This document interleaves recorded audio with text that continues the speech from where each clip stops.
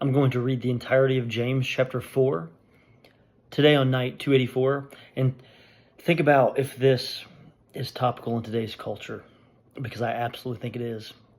I'm going to try to stick to the words on the page today in the Bible from James chapter 4.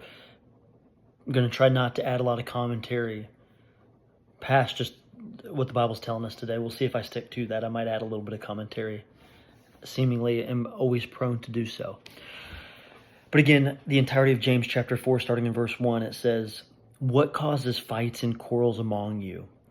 Don't they come from your desires that battle within you? You desire, but you do not have, so you kill. You covet, but you cannot get what you want, so you quarrel and fight. You do not have because you do not ask God. When you ask, you do not receive because you ask with the wrong motives, that you may spend what you get on your pleasures. You adulterous people, don't you know that friendship with the world means enmity against God? Therefore, anyone who chooses to be a friend of the world becomes an enemy of God. Or do you think Scripture says without reason that he jealously longs for the Spirit he has caused to dwell in us, but he gives us more grace? That is why Scripture says, God opposes the proud, but shows favor to the humble." And I believe that's a callback from the Old Testament in Isaiah chapter 40, if I'm remembering correctly. I'll pick back up in verse 7. It says, "Submit yourselves then to God. Resist the devil, and he will flee from you. Come near to God, and he will come near to you. Wash your hands, you sinners, and purify your hearts, you double-minded." And when I think about the word double-minded there, I think about us being lukewarm, especially in this casual Christianity culture that we often find ourselves in the United States especially. Verse 9, "Grieve, mourn, and wail. Change your laughter to mourning and your joy to gloom. Humble yourselves with the Lord, and he will lift you up." And this is very direct language here. It's like not many places that I've seen in the New Testament talk about like, hey, change your joy. Like, stop being joyful and change that to mourning. Like, change your joy to gloom, change your laughter to mourning. Like, take this seriously. Stop living lukewarm. It's telling you to like, just humble yourself before the Lord. Stop the game, stop the laughter, like get serious for a minute. That's deep.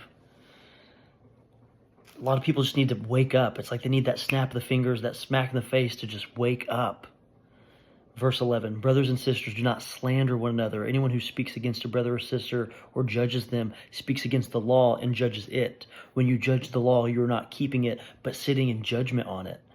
There's only one lawgiver and judge, the one who is able to save and destroy. But you, who are you to judge your neighbor?" Verse 13 talks about boasting about tomorrow. So starting in verse 13, it says, "Now listen, you who say today or tomorrow we will go to this city or that city, spend a year there, carry on business and make money. Why? You do not even know what will happen tomorrow. What is your life? You are a mist that appears for a little while and then vanishes. Instead, you ought to say, if it is the Lord's will, we will live and do this or that. As it is, you boast in your arrogant schemes. All such boasting is evil. If anyone then knows the good they ought to do and doesn't do it, it is sin for them." And what I take from those verses there at the end of boasting about tomorrow and saying that, oh, I'm going to go to this city and I'm going to do business here and I'm going to make money and I'll go to this other city the next year. It's like you are taking so many things for granted and you are making your own plans and you are not living of God's will. It can seemingly be so boastful to just proclaim that you are going to do this and you are going to do that. And I think is it John 3:30 that says like, he is greater than I. He must become more. We must become less. And it's like, if you have the right perspective about who God is in relationship to who you are, you wouldn't speak like that. And then it goes on here and towards the end of James chapter 4, where he says like, what you ought to say is, if it is the Lord's will. And not only if it's the Lord's will that I'll go to this city or go to that city, but he's saying, if it's the Lord's will, we will live. Like, I don't even know if I'm gonna be alive tomorrow. That needs to be in and of the Lord's will. And when you really, again, have that perspective about who God is in relationship to who you are, like he is greater than I, you will start to remind yourself and kind of resensitize yourself that we shouldn't want anything above and beyond what God's will is for us in our life. If it's the Lord's will, we will live and do this or that. That's the kind of attitude, that's the kind of proclaiming throughout our day-to-day life that we need to have, because we know that God's will be done over our own. And then the last commentary I'll give is just going back to the very beginning of James chapter 4, when there in verse 1, where it talks about what causes fights and quarrels among you. And it says that they come from your desires that battle within you. It's so many people are not happy with what they're currently doing in life, whether it's the distraction that they've let build up in their life, or the anger and the resentment that they're holding, or the pain that they are letting fester in their life without any healthy outlet, without actually reading the Bible, without having a relationship with God. Like, we let all this pain and these emotions fester. And it's because of these things that battle within us that cause us to have fights and quarrels, and especially with these, what I call these 24/7 propaganda machines that are our phones. We're just on them, we're distracted, we're angry, we don't feel well, we're not taking care of ourselves. So then we'll project and type in the Facebook comments and argue all day long, and someone cuts us off in traffic and we're immediately freaking out.